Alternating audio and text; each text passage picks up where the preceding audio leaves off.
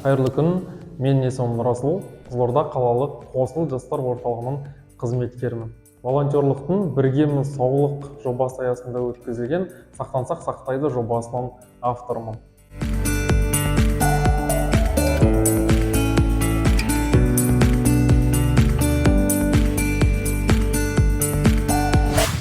Жобаның нәтижесі шыққан уақытта мен Астана қаласында іс-сапарда болғанмын. Командадағы бір жігіт маған хабарласып, сүйіншілеп, арнайы жобаның жеңімпазы болғанымызды айтты. Бұл біз үшін өте керемет эмоция болды. Өйткені күн демей, түн демей бұл жобаны жазып, зерттеп, ары қарай жасаған іс-әрекеттеріміз өзінің жемісін берді. Біз өте қатты қуанышты, көңіл күйде болдық. Біз әр күн сайын 5 қарияның үйіне барып, оларға мекен-жайлық көмек көрсетіп тұрдық. Арнайы емхананың қызметкерлері бар, оларға медициналық көмек көрсетті. Біз осы жобаның аясында волонтер медиктердің тобын құрған болатынбыз. Ол волонтерлар тұрақты түрде қарттардың үйіне барып, арнайы жәрдемдерін беріп отырды. Біз барған қариялардың жағдайлары өте төмен.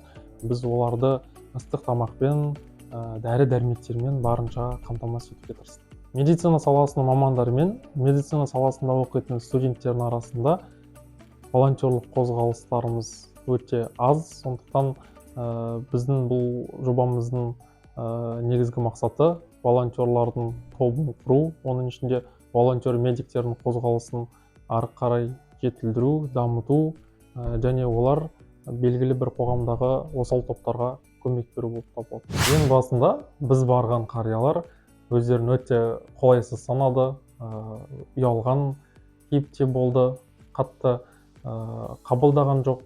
Өйткені олар біздің волонтерларға сенім білдірмегендей кейіп байқалды. Ал уақыт өте келе олар волонтерларды өздерінің балалары, немерелері ретінде қабылдап, бір дастарханнан шай ішіп, ары қарай әңгіме дүкен құрып деген секілді жақсы қарым-қатынастар жалғасты.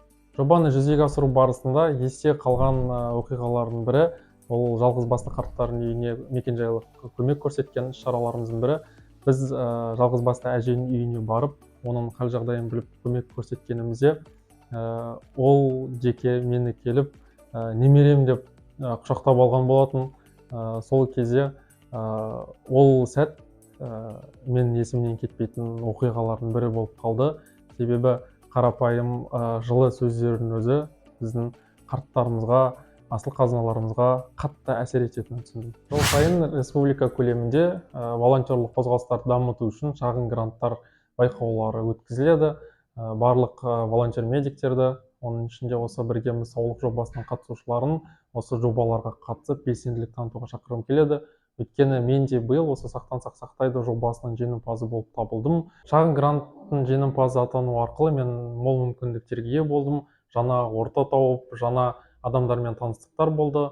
Дәл осындай мүмкіндік үшін Қазақстан Республикасы Ақпарат және қоғамдық даму министрлігі азаматтық бастамаларды қолдау орталығына және біргеміз саулық жобасының ұжымына алғысымды білдіремін. 2023 жылға жоспарымыз өте көп.